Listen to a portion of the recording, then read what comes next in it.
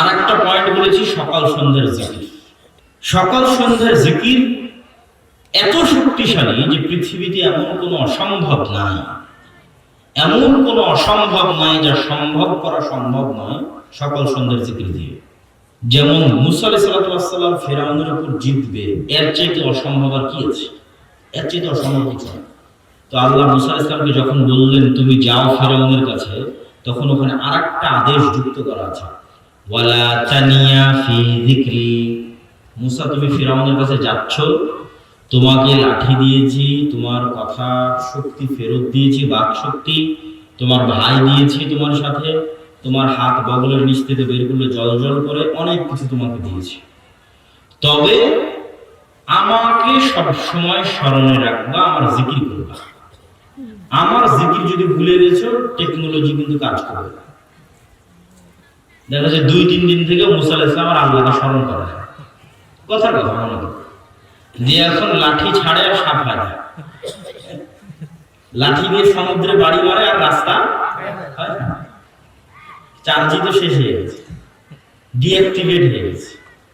যে টেকনোলজি দিয়েছিল technology deactivate, আর কাজ করে না।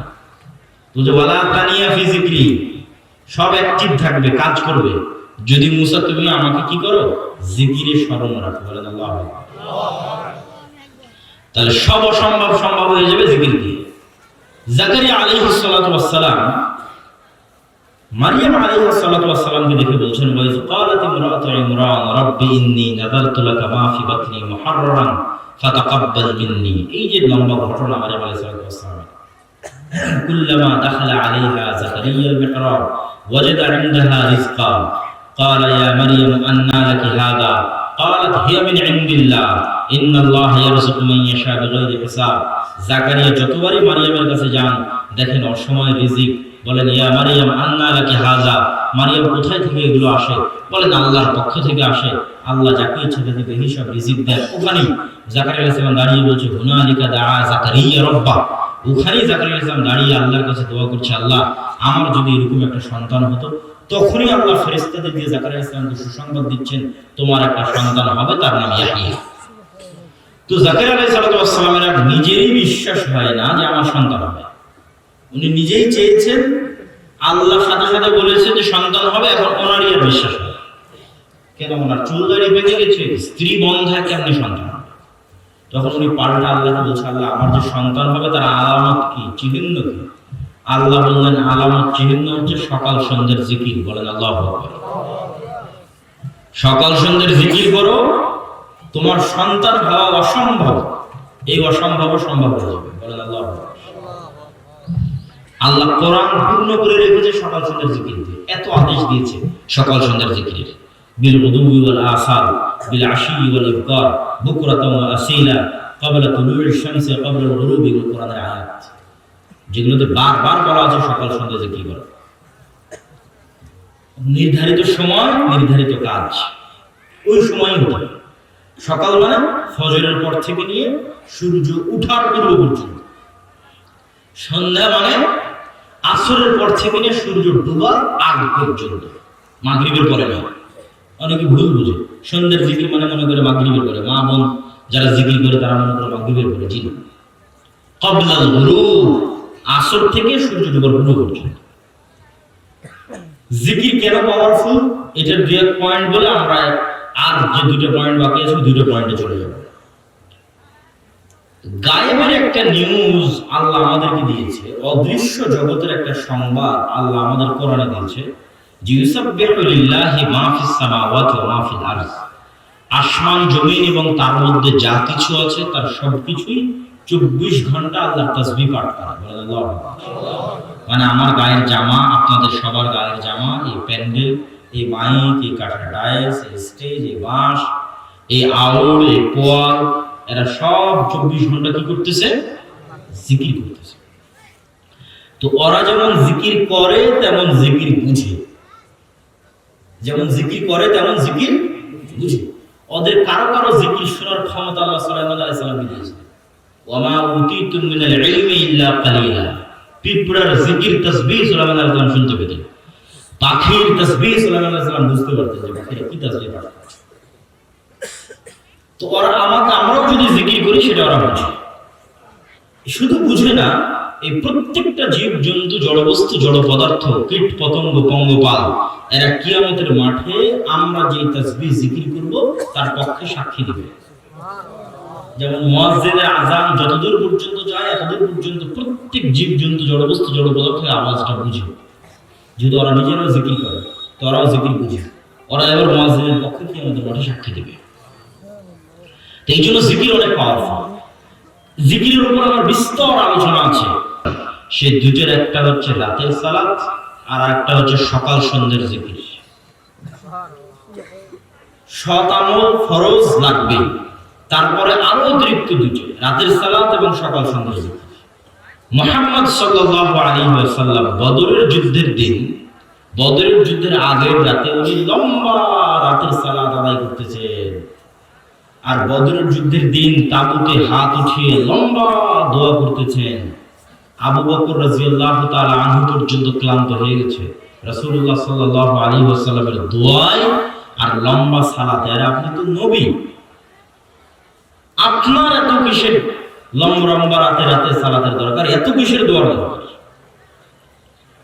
কিন্তু আমার এবং আপনার চাইতে আবু বকর রাদিয়াল্লাহু তাআলা হচ্ছে মুহাম্মদ সাল্লাল্লাহু আলাইহি ওয়াসাল্লাম ভালো জানতেন যে উনি বদরে আল্লাহর সাহায্য ছাড়া জিততে পারবে না।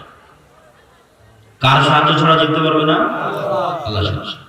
আবার উনি এটাও আমার এবং আপনার চেয়ে ভালো জানতেন, আবু বকরের চেয়েও ভালো জানতেন যে আল্লাহর সাহায্য পৃথিবীতে আসে যেই সমস্ত ফাংশন ব্যবহার করলে, ইউজ করলে, তার একটা বড় মাধ্যম হচ্ছে রাতের সালাত। এটা উনি জানতেন। তাহলে এখন আমরা সামারি রেজাল্ট, এই পয়েন্টের রেজাল্ট কি? এই পয়েন্টের রেজাল্ট হচ্ছে বৈরচুনার মানুষ, বীরগঞ্জের মানুষ, ঠাকুরগাঁ দিনাজপুরের মানুষ ইসলাম এবং মুসলমানকে বিজয় করে ফেলবে মিছিল দিয়ে, তাকবীর দিয়ে, ভোট দিয়ে, নামাজ না পড়ে।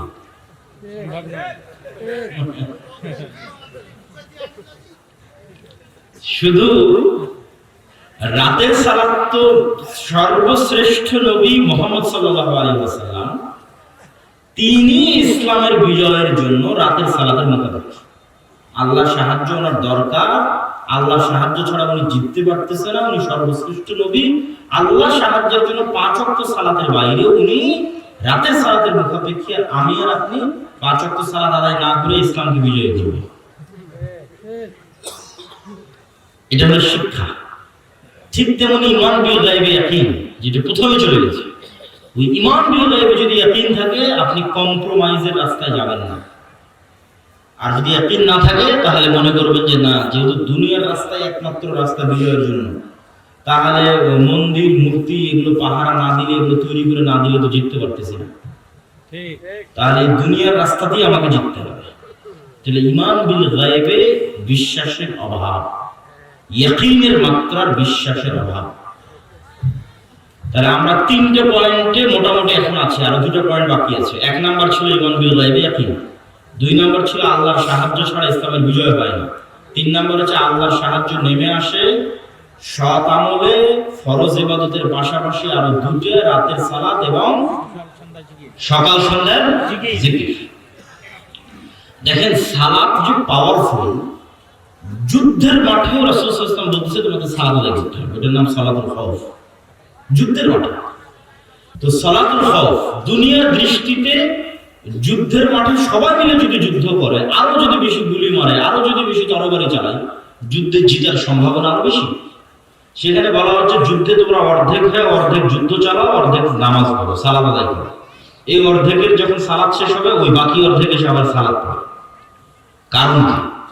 কারণ হচ্ছে ইসলাম এবং মুসলমানদের বিজয় দুনিয়ার রাস্তা দিয়ে হয় না। কার সাহায্য হয়?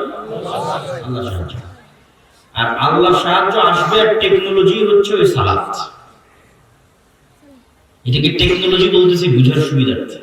ঠিক যেমন আপনার মোবাইলের মধ্যে ফিঙ্গারপ্রিন্ট দেওয়া থাকলে এটা আনলক হয়, লক হয়ে আছে, এখন ফিঙ্গারপ্রিন্ট যদি দেই তাহলে আনলক হবে, পাসওয়ার্ড যদি দেই তাহলে আনলক হবে।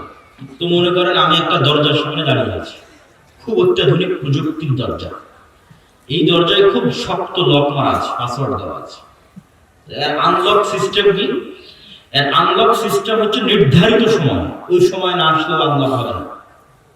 ওই নির্ধারিত সময় আসতে হবে, ওই নির্ধারিত সময়ে নির্ধারিত পিকচার, নির্ধারিত যে ছবি ওর মধ্যে ইনস্টল দেওয়া আছে, যেটা করলে ওটা খুলে যাবে, সেই নির্ধারিত পিকচার, রুকু, সিজদা, ঠিক আছে, ওই নির্ধারিত আওয়াজ, যেটা যে অবস্থার জন্য সেট করা আছে, যে আলহামদুলিল্লাহি রাব্বিল আলামিন, সুবহান রাব্বিল আযীম, রুকুতে গিয়ে এই পুরোটা যখন টাইম, সিস্টেম, পদ্ধতি, আওয়াজ সব যখন মিলে যাবে, অটোমেটিক দরজা খুলে গেছে। এটা এমনি বুঝানোর জন্য বললাম।